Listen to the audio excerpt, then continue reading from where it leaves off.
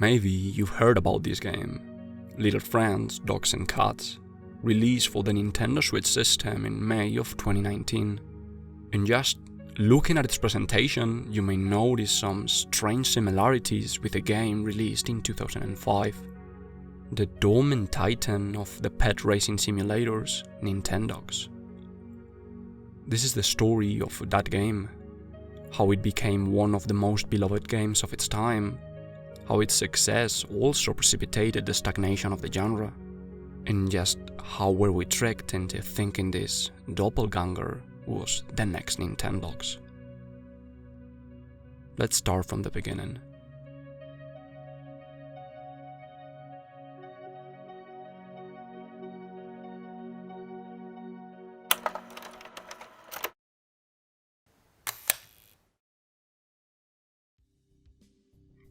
It is hard to imagine that such a phenomenon could occur nowadays, now that gaming and video games has finally landed its jump into the mainstream.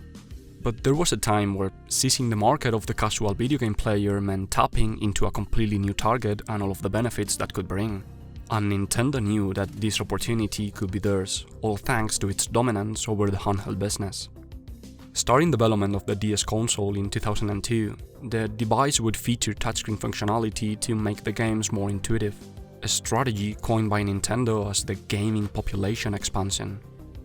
Along with this, features like the built-in microphone or the wireless local multiplayer capabilities of the system made for a console tailored to casual video game players. Jumping ahead to 1 year after the Nintendo DS's launch in 2004, Nintendogs was about to hit the store shelves, and a particularly strong advertising campaign, starring famous celebrities like Carrie Underwood, meant that practically every being with a pulse knew about it. But nobody could predict just how much of a success it would be. The original Nintendogs was released over 15 years ago to critical acclaim, and quickly cemented itself as one of the essential titles of the DS lineage of consoles. Reggie Fils-Aimé, at the time president of Nintendo of America, claimed in an interview that 15% of DS owners had at some time purchased a copy of Nintendogs. And in Japan, the game was capable of boosting Nintendo DS's sales by a factor of 4.2, from 22,000 to over 95 consoles sold in just a week. And it quickly became the best DS selling game of all time until New Super Mario Bros. Snatched the crown away from the pet racing simulator. By this point, success doesn't even come close to describing the phenomenon that was Nintendogs, and it was obvious that players just couldn't get enough of puppies doing cute things. To the point that Nintendo released a fourth installment just shy of 1 year after the launch of the original trio. But that same year, we could start to see darker clouds looming on the horizon, as a barrage of low-quality effort and short development time Nintendogs copycats were released into the market with the hope to make quick profit banking on the popularity of the Nintendo IP.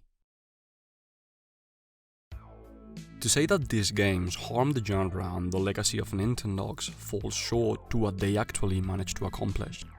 If by 2005 players just couldn't get tired of Nintendogs, by 2010 they just wanted to pretend it never happened. In the span of just 5 years, over 100 games claiming to be pet simulators were available to the public. And on top of that ludicrous amount of games, the quality of these products was so embarrassingly bad that they tainted the name of pet simulation games to the point where even today, more than a decade later, they are only regarded as bottom-tier entertainment that only children could endure, let even enjoy. It is really ridiculous how many developers pounce on the opportunity to get a slice of the Nintendogs pie. And even while writing the script for this video, I have to double check my notes because these games just seem like a fever dream. Games like Cesar Millan's Dog Whisperers DS, Paws and Claws, Best Friends, Dogs and Cats, or People Funnel 2, Farm Adventures. It's hideous! Oh, that's not very nice. It's just a donkey. The entry bar for these games was astonishingly low. The oversaturation of simulation titles made consumers worry and reject it, and the future of the genre was being jeopardized. There had to be a drastic change for this boat to stay afloat, but there was still a ray of hope. Nintendogs Cats was set to release as a launch title for the new Nintendo 3DS in 2011. Maybe this game could prevent putting the beloved Nintendo IP to sleep.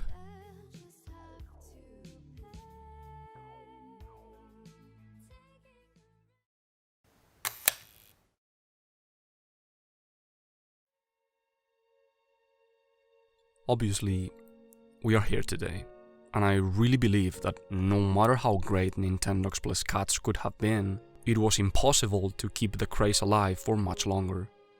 We had already seen too much mediocrity, and given the nature of these games, there is really not that much that could mean a dramatic improvement over the original Nintendogs. If we looked at the game in a vacuum, there will be no discussion here. Nintendogs Cats is a great time, but taking into account the state of the video game industry at this point in time, the insufficient sales of the 3DS at launch due to its elevated price, and the frankly abysmal marketing campaign of the games, the writing was on the wall, and what the future held for Nintendogs was not generous.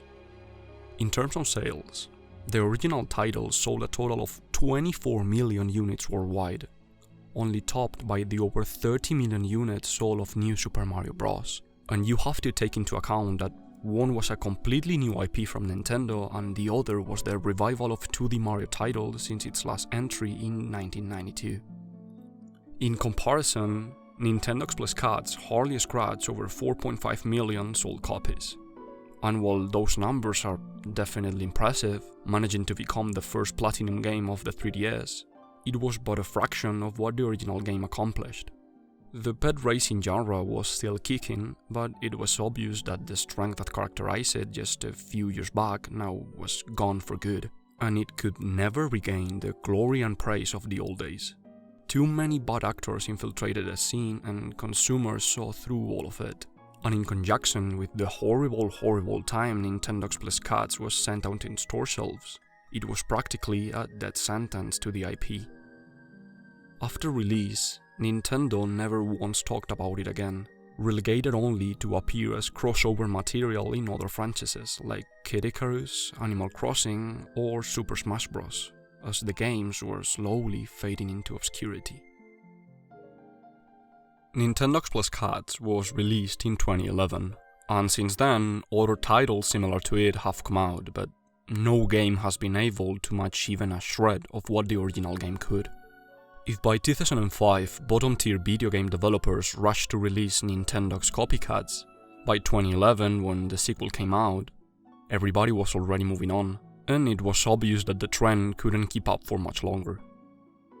Between 2011 and 2016, a point where simulation was still extremely popular compared to today's standards, fewer than 40 games under that banner will see the light of day, less than half than just 5 years prior. And come 2017, they stopped releasing altogether, as virtual pets were forgotten entirely after all the commercial failures since the turn of the decade.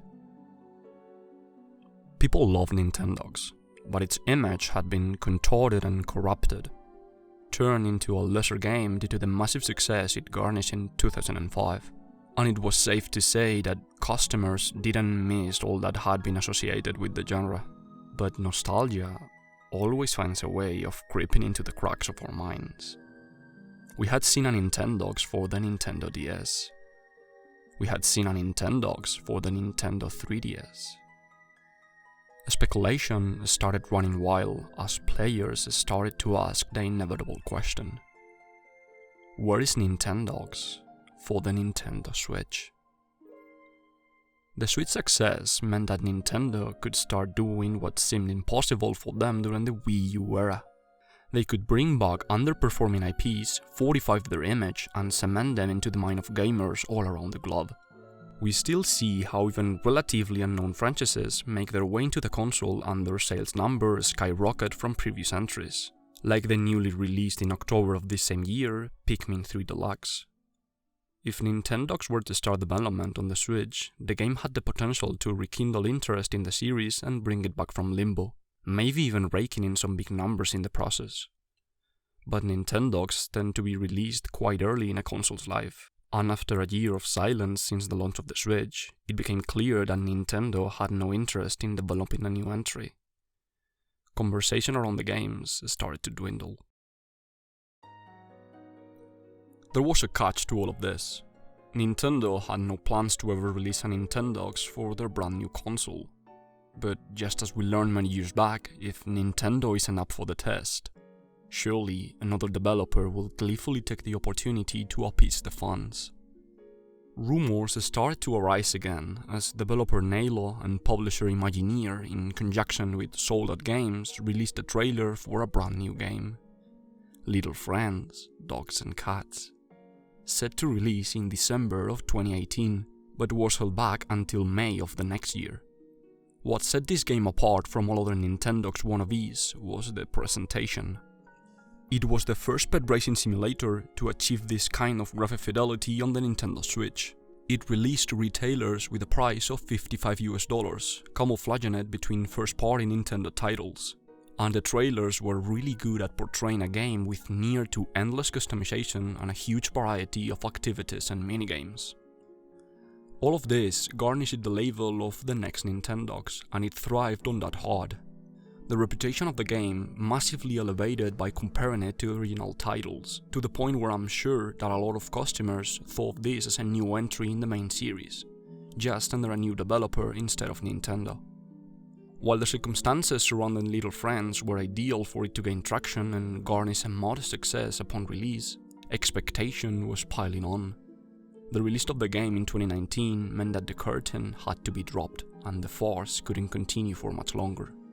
Customers expecting a Nintendogs-like experience on the new consoles were sorely disappointed as they encounter a barren game devoid of all personality, with its only strong suit being the ungodly amount of unlockables and collectibles locked behind an endless grind of tedious gameplay. History repeats once again, and with the final blemish on the name of pet simulators, I truly cannot think of a success like Nintendogs would ever be seen again. The genre now so littered with low-effort titles and quick cash grabs when we return back to the idea of having a virtual pet. Or we can imagine our brainless products copied from the same template and released into store shelves for unsuspected parents to buy to their children. And to be honest, that is really sad. Earlier, I said that if we looked at the Nintendogs game in a vacuum and forget about all the circumstances that painted the series in a negative light, they would definitely be quality products and some of the best titles released for the DS lineage of consoles. And that's exactly what I'm going to do now for both Nintendogs and Little Friends.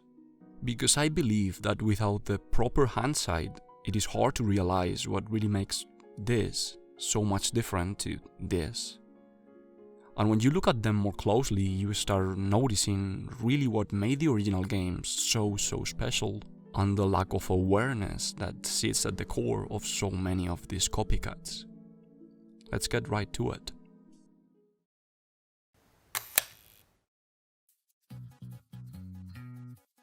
The main difference you will notice when comparing other pet simulators of the late 2000s with Nintendogs is that the latter seems to have been envisioned as a project born from true passion and enthusiasm.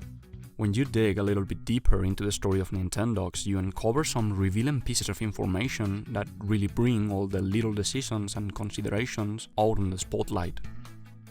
Originally, the project to develop a pet simulator game started out in 1997, a whole 8 years before Nintendogs, under the name of Cabbage for the Nintendo 64 add-on, the 64DD, where players were to raise and develop a cabbage as their virtual pet. The project had to be scrapped due to the commercial failure of the 64DD, and also the intensive labor of developing such a game with the technology of the time. But aside from being discontinued, the idea still lingered inside the head of general producer Shigeru Miyamoto. A few years down the line, and with a clear idea of how the game should look like, producer Hideki Kono revealed of a demo project for the Nintendo GameCube, showing short of an animal simulation game, featuring a wide range of pets available. Development continued on the GameCube, and while the thought of raising a pet inside the TV greatly interested Miyamoto, early development of the Nintendo DS showed that the game would be much suited for that system. The Nintendo DS had touchscreen functionality, a built-in microphone and wireless communication, as well as an internal clock and the portability of a handheld console that would lend the game a pinch more of realism.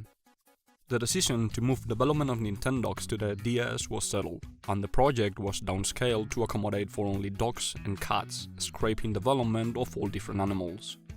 Eventually, cats were also removed from the game because they didn't quite fit the vision of the project.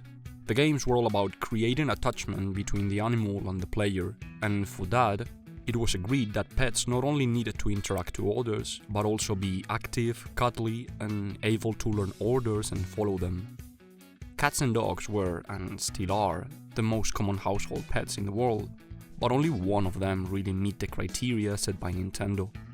Cats would eventually make their way into the second title of the series, and that will in turn give more time to breathe life into the dogs for the first games.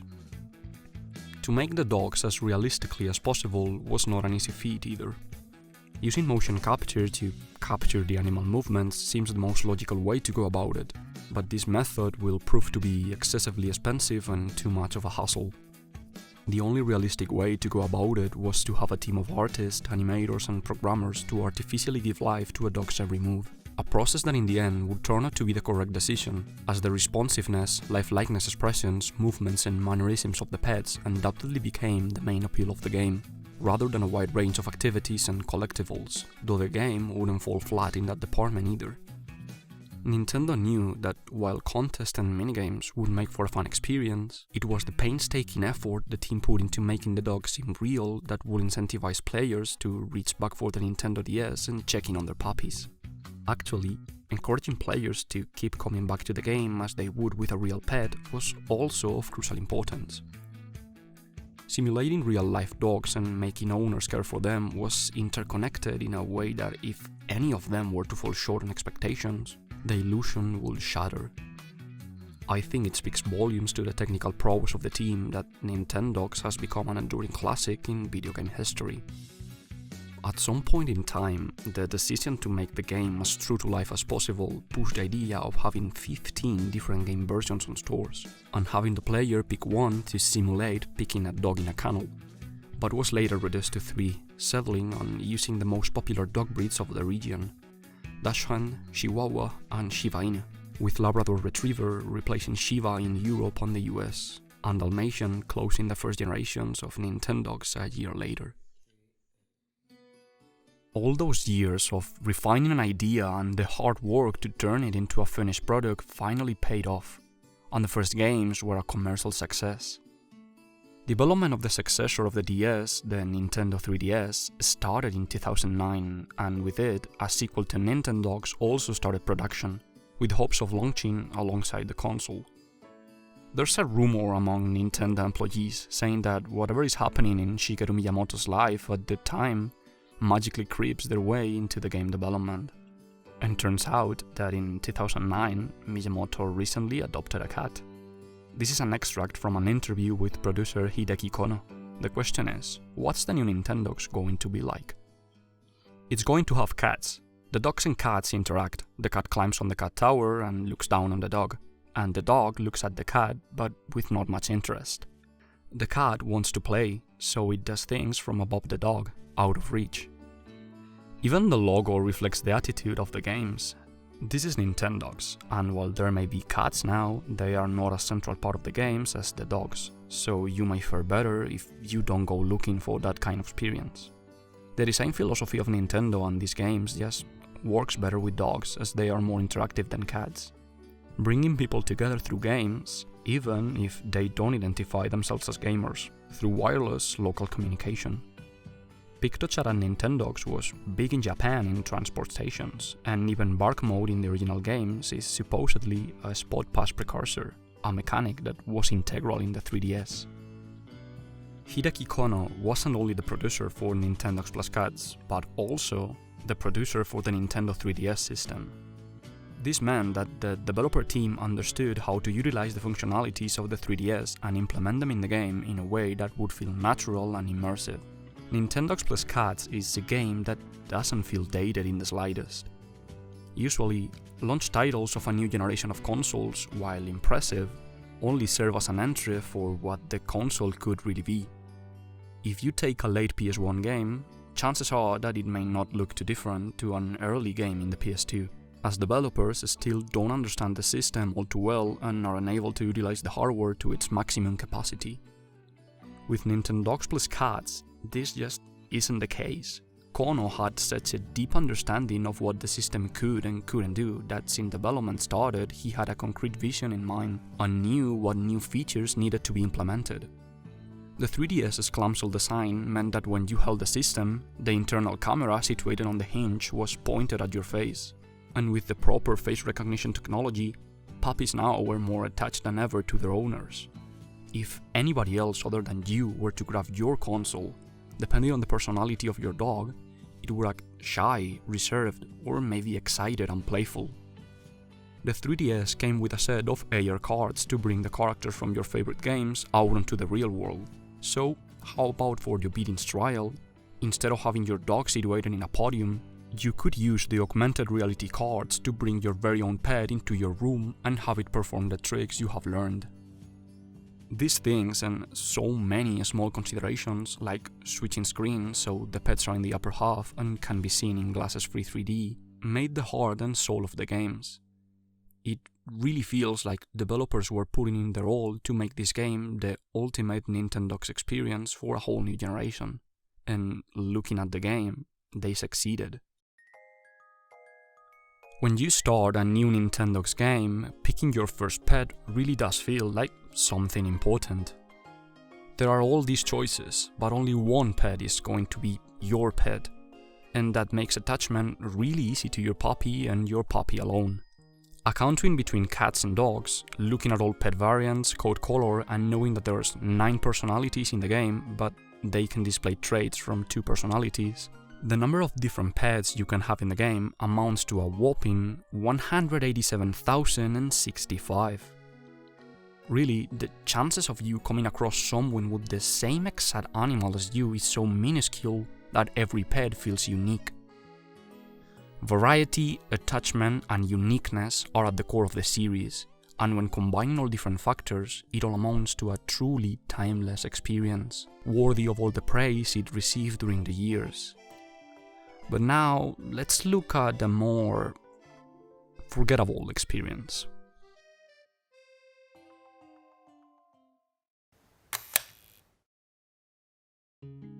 If I had to summarize Little Friends, Dogs and Cats in just a word, I would say the game is confused.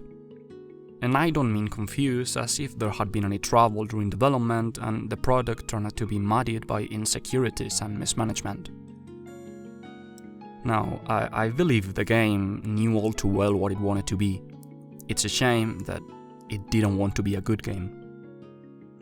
Little Friends is confused because it clearly looked at Nintendogs, said, "I wanna be that, but on the Switch," and never gave any thought or consideration about what made the IP special. It jumps right into it exactly like Nintendogs. Pick a dog in a kennel, bring it home, pet it for a bit for it to feel more at ease, and start teaching it tricks and going out for walks. The gameplay loop does not seem too different from Nintendogs, right? That's wrong. If Nintendogs went to unbelievable lengths to keep the player coming back, be it through artificial attachment to your pets, engaging minigames and activities, a control progression system through trainer and owner points, or making each pet feel personal and irreplaceable, Little Friends saw all of the effort and carefully designed mechanics and understood it as cramming as much collectibles into the game as possible, a modestly higher polygon count to the animals, and a haphazardly introduced level up system to account for the progression akin to the points in the Nintendo titles. Sure, the puppies may look cute, but is it really that important when they don't behave like actual animals? When you cannot interact with them in a way that feels meaningful? Because that's what actually matters when developing a pet simulator. There needs to be a connection between player and virtual animal for this type of game to work. And if that connection isn't there, it will fundamentally never work. Little Friends, Dogs and Cats does not try to be a good game. be it because of lack of resources, lack of skill, or simple laziness that characterizes every game that has tried to be like Nintendogs since 2005. Because it doesn't need to be a good game, and the developers knew this. Let's give this game the same treatment as Nintendogs, okay? Let's try to analyze the game in a vacuum and pretend that Nintendogs never existed. Well, you get exactly what you expect. A barren wasteland of a video game. In Little Friends, there are 6 dog breeds and 3 cat breeds, meaning that your choice is rather restrictive when choosing a companion. But this becomes a problem only because the AI is just not good at simulating animal behavior and animations are quite limited, meaning that playing the game for a measly half an hour is probably all you need to see all that the title has to offer. Resources during development were also clearly mismanaged, seeing as the room that serves as the main hub of the game looks nice, it looks like a game for the Nintendo Switch. But then, out on walks and in the disc throwing competitions, the graphics take a nosedive and look like early PS2 era, with wonky lighting, poor map design and frankly unpleasant textures. So, if the pets are underdeveloped, the mini-games are underdeveloped, and the graphical aspect is not up to par with the console, where did all the resources go? That's an easy answer: the music.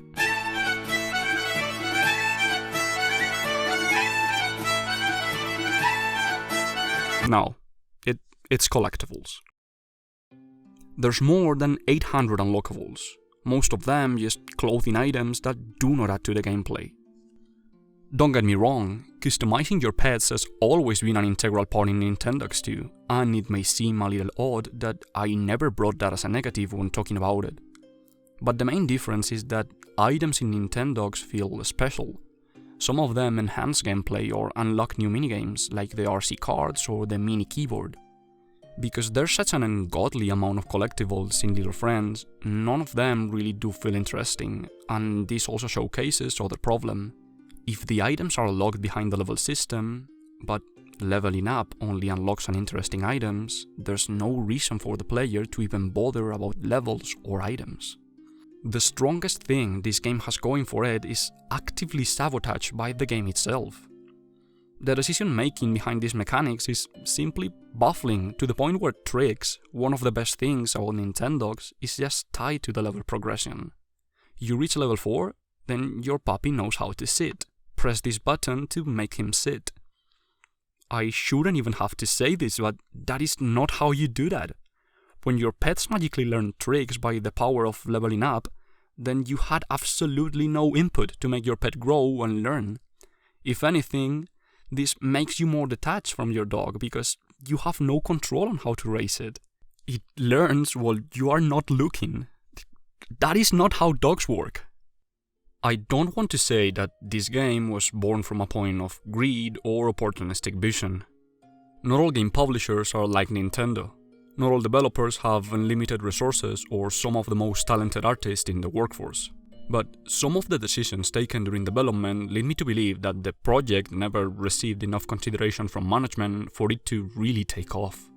The focus of the game is absolutely in the wrong place, and just judging by the trailers and the limited information we had prior to release, the game was banking hard on the popularity of Nintendogs, and I think that is a rather dishonest practice. It did not call itself the new Nintendogs, but the marketing material tried to convey that, and once the rumors started rolling, there was no intention to reveal what the game actually was. I suppose that the dream of having a sequel to Nintendogs for the Nintendo Switch will have to remain unfulfilled. Actually, let's try to elaborate on that. Here's a question. How will Nintendogs even work on the Switch?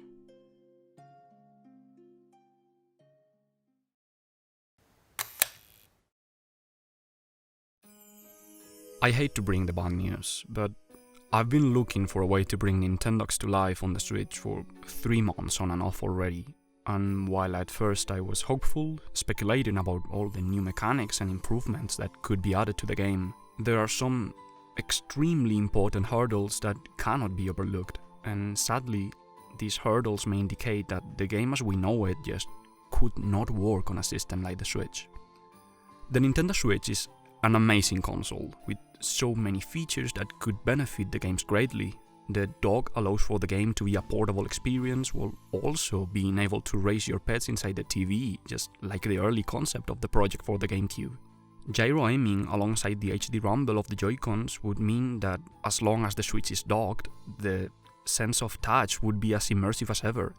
And with online play being much more widespread now, connectivity all around the world could also be a great addition.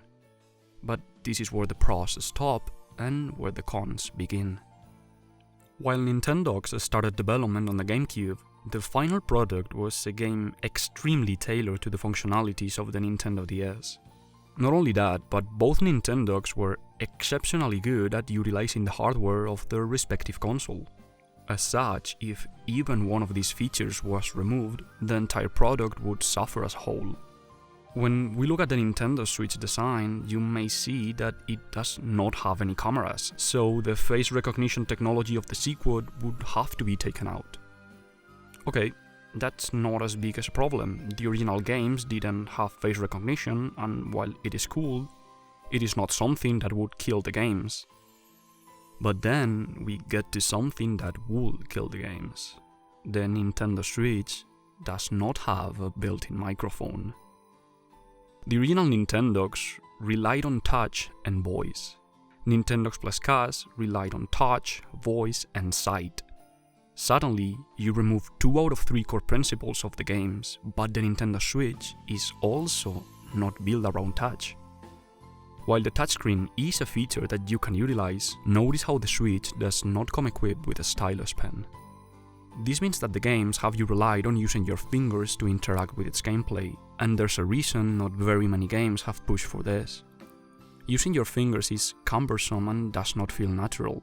You have to let go of the system for your fingers to comfortably move around the screen, something that wasn't a problem for the DS, and on top of that, you will end up dirtying your screen with your fingertips.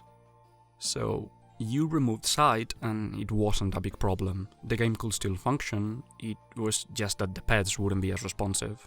Big deal. You removed sound and suddenly you lost your way of communicating with your pets.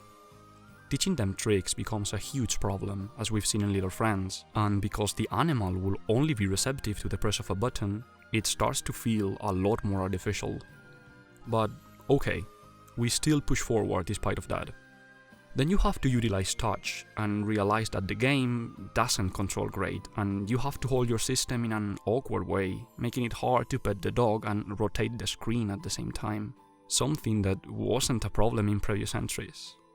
Realistically, the game is just not going to work because nobody wants to play a game that doesn't feel right, especially when that game is a simulation title where you don't have a lot of control.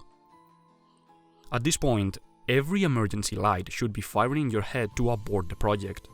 But let's say you still want to keep on going, you just love the game so much that would rather have a bad product than no product at all.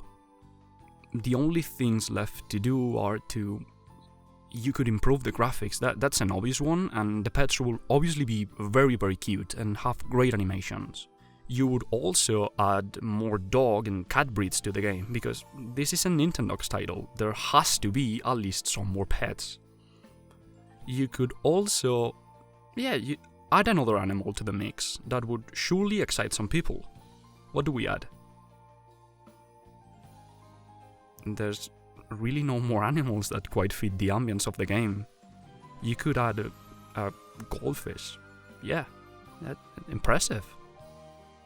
You may think you can add more minigames and contests, but I'm just going to stop you right there, because if controls are awkward and feel like a chore and they are not innovative enough to be exciting, something that previous Nintendogs titles nailed, then there's really no reason to believe this is an improvement. In fact, this is just going backwards.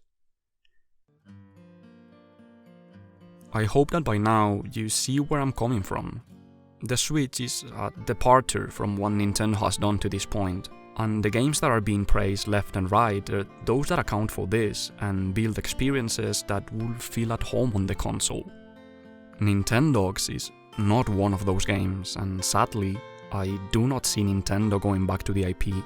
At least, not until a console capable of playing to its strengths hits the market. But I will argue that this is for the better. Nintendogs is such a great game, and one that already has surpassed the expectations of millions of people around the world.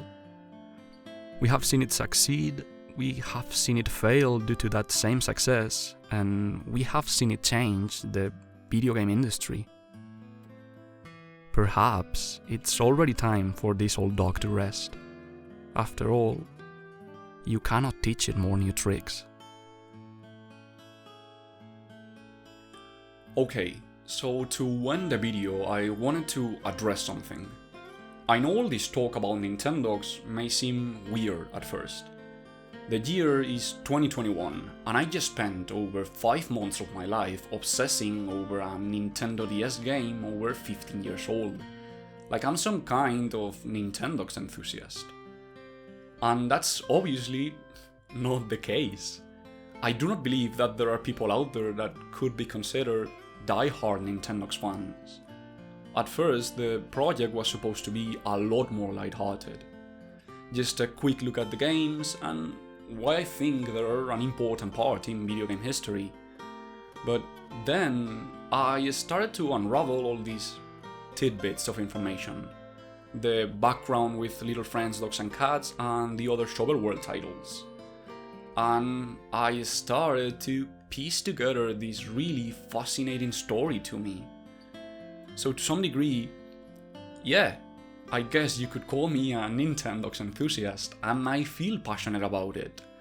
But I feel passionate about it the same way I feel passionate about video games as a whole.